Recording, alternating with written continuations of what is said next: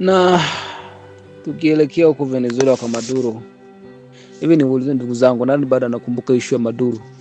Tayari dunia imeshamsahau Maduro.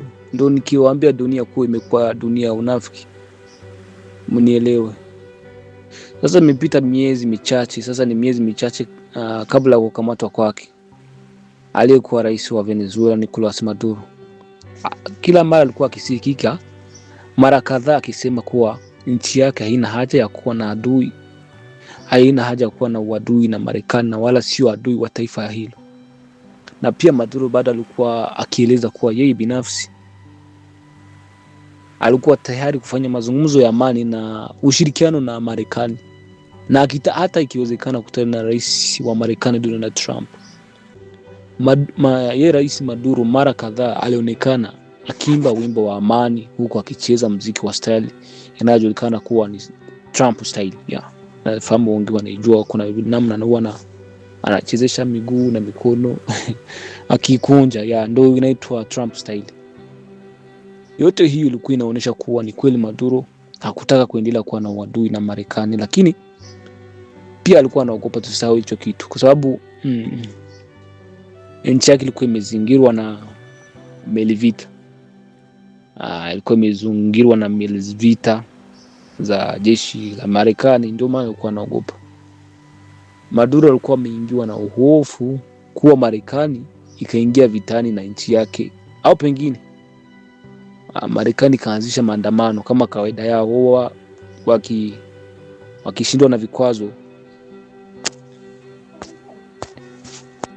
Unajua Marekani ikishindwa na vikwazo wanatengeneza maandamano ya uasi So Marekani, kitu Maduro alikuwa akiogopa kuwa chaki siingie kwenye vita, sababu labda Marekani ingetengeneza maandamano na uasi dhidi yake.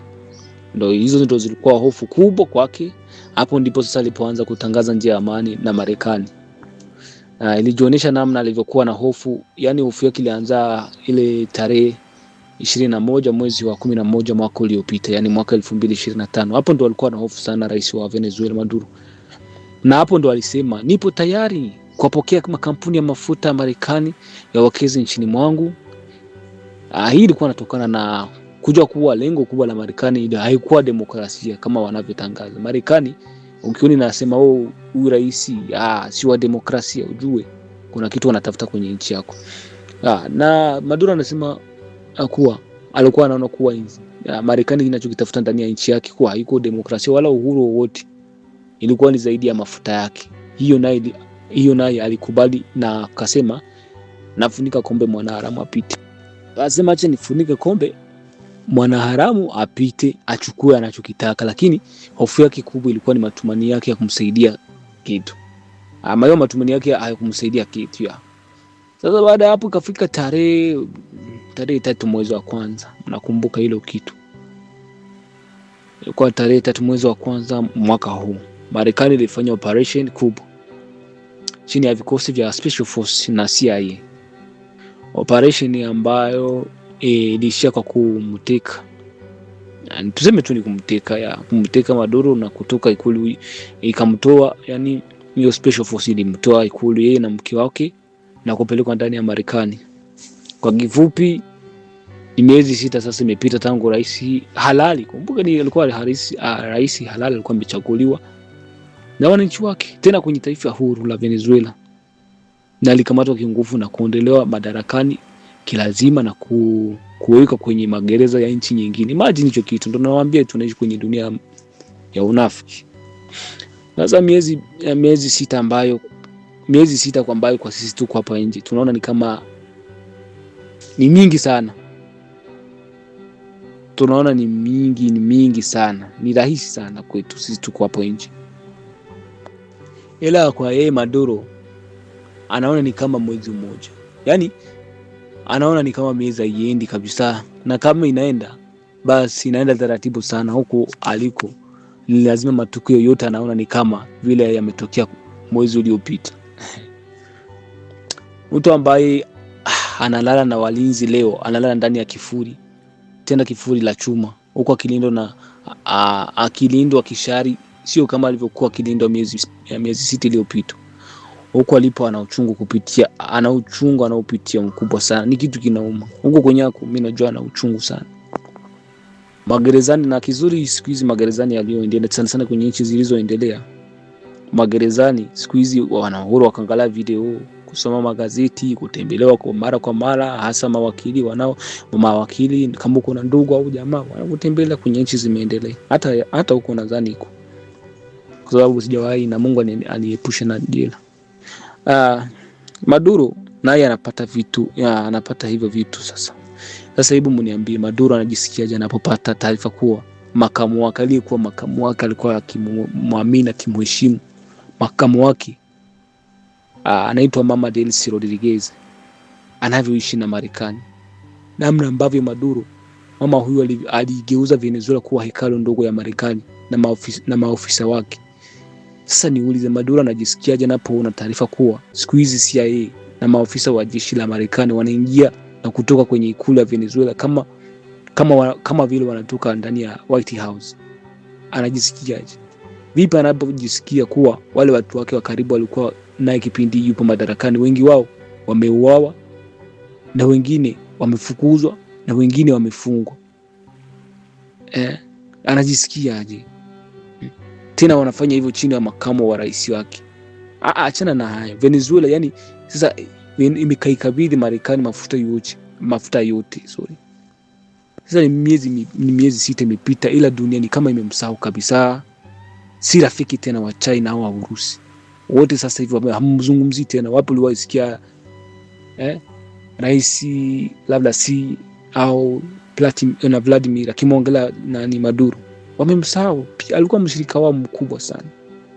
Tena alikuwa rafiki wa China sana na Urusi. Wote sasa hivi hawamzungumzi tena. Yani ni kama vile rais huyu Maduro hakuwahi kuwepo. Achana na dunia. Sasa hata kwake penyewe ndani ya nchi yake Venezuela, ndani ya nchi yake Venezuela, rais Maduro hauzungumzwi tena kama zamani.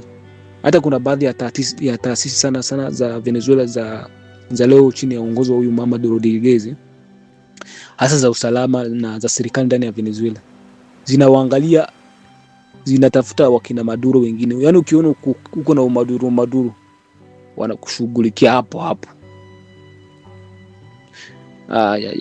Taarifa zinasema kuwa kwa sasa Maduro huko magerezani amekuwa ni mtu wa ibada sana, kumwomba Mungu msaada, akaomba Mungu msaada na kuhutubia.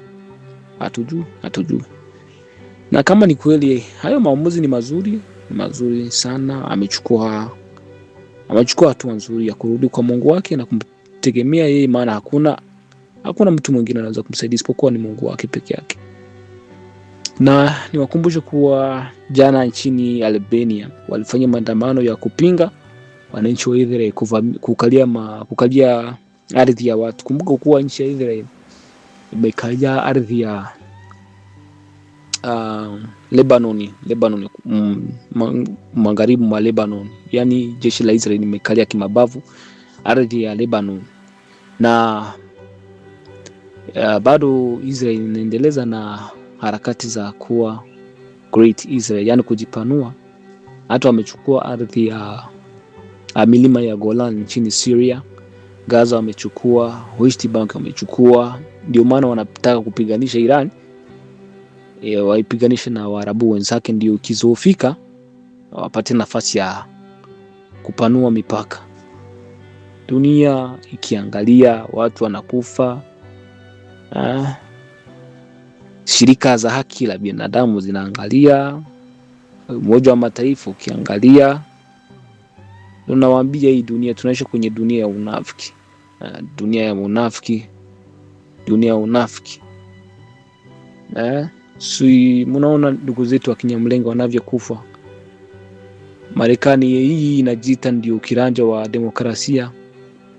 Ndugu zetu huko wanauliwa na drones ila hawazisikia. Baada sasa sisi kuona imekuwa sasa imetosha, tukaamua kupigania ndugu zetu na kuondoa uongozi mbaya. Sasa ndio kundi la tukilikuwa nao likazaliwa kulinda raia, na chama cha M23 kikazaliwa kupigania ndugu zao lakini sasa wanawapinga na wakisema kuwa waweke silaha chini. Imagine waweke silaha chini. Sasa wakiweka silaha chini na atalinda ndugu zao. Tunaishi kwenye dunia unafiki ndugu zangu. Acha niwashukuru.